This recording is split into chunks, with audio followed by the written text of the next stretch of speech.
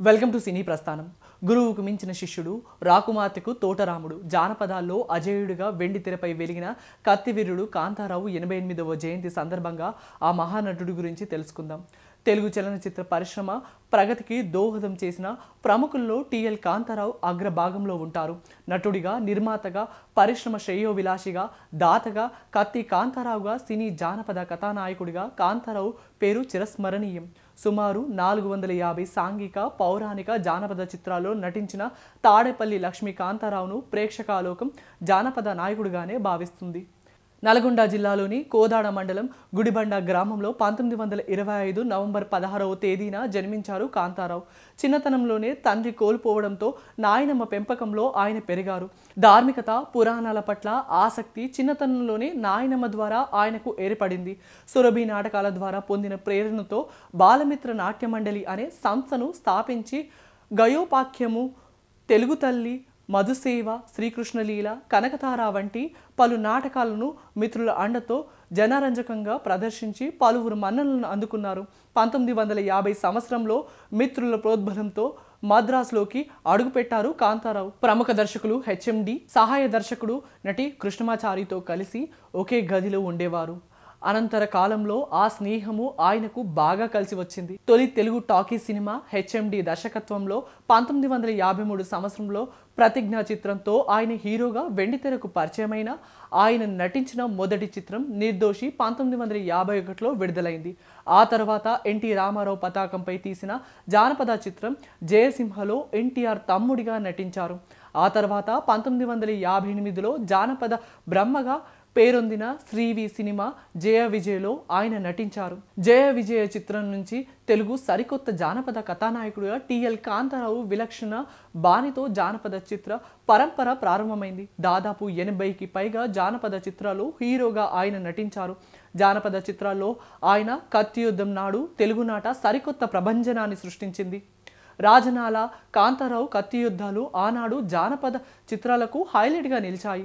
డూపులు లేకుండా స్వయంగా కత్తి యుద్ధంలో ప్రత్యేక శిక్షణ తీసుకొని యుద్ధాలు చేయడంతో చిత్రసీమలో కత్తి కాంతారావుగా గుర్తించబడ్డారు. పౌరాణిక చిత్రాల్లో నారదుడి పాత్రకు ఆయన పెట్టింది పేరు. కృష్ణుడిగా, శ్రీ మహావిష్ణువుగా కూడా ఆయన ఎన్నో చిత్రాల్లో నటించారు. ఎన్టీ రామారావు తర్వాత శ్రీకృష్ణుడి పాత్రల్లో కాంతారావును ప్రేక్షకులు ఆదరించారు. సుమారు 150 చిత్రాల్లో హీరోగా నటించిన కాంతారావు నటించిన మొత్తం చిత్రాలు 450. ఆయన పేరు వినగానే గుర్తుకు వచ్చే చిత్రాలు ఎన్నో మరెన్నెన్నో. ఇలవేల్పు, శ్రీరామాంజనేయ యుద్ధము, భక్త అంబరీష, జయా విజయ, శభాష్ రాముడు, సత్తి సుకన్య, భక్త రఘునాథ, బట్టి విక్రమార్క, దీపావళి, దేవాంతకుడు, అల్లూరి సీతారామరాజు, తులాభారం లాంటి వైవిధ్యభరితమైన ఎన్నో చిత్రాల్లో ఆయన అపూర్వ నటన అమోఘం, అజమారమం.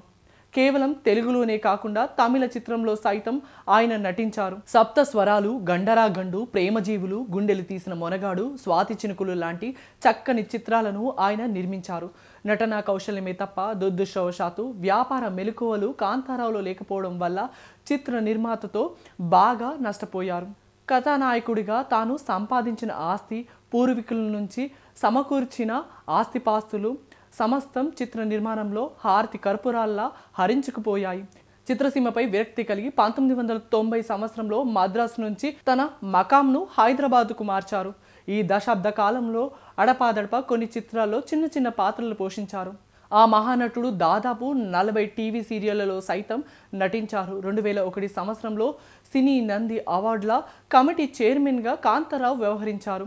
తన అసమాన నటన పట్టికతో, అద్భుతమైన వాచికతో, సరికొత్త బాణితో తనకంటూ తెలుగు చిత్రసీమలో ప్రత్యేక బాణిని సృష్టించుకున్న ఆ మహానటుడు హెచ్ఎండి, బి విఠలాచారి, సిఎస్ రావు, సి పుల్లయ్య, సమువుందల రాఘవాచార్య, కె విశ్వనాథ, బాపు, దాసరి నారాయణరావు, కె రాఘవేంద్రరావు లాంటి మెట్టి దర్శకత్వంలోనూ రూపొందించిన ఎన్నో చిత్రాల్లో నటించి శభాష్ అనిపించుకున్న ఘనాపాటి సహా చలనచిత్ర అగ్ర కథానాయకులు ఎన్టీఆర్, అక్కినేనిలకు ధీటుగా పలు చిత్రాల్లో ఆయన హీరోగా నటించిన తెలుగు చిత్రసీమలో మాత్రం ఆయన ఎందుకో కొంత వెనకబడిపోయారు. తెలుగు చలనచిత్ర సీమకు ఆయన అందించిన అసమాన సేవకుగాను రాష్ట్ర ప్రభుత్వం మాత్రం ఆ మహానటుడికి 2000 సంవత్సరంలో రఘుపతి అవార్డుకు ఎంపిక చేసింది. చిత్రసీమ ఉన్నన్నాళ్ళు జానపద కథానాయకుడు కాంతారావు ప్రేక్షకుల హృదయాల్లో చిరస్థాయిగా ఉంటాడు.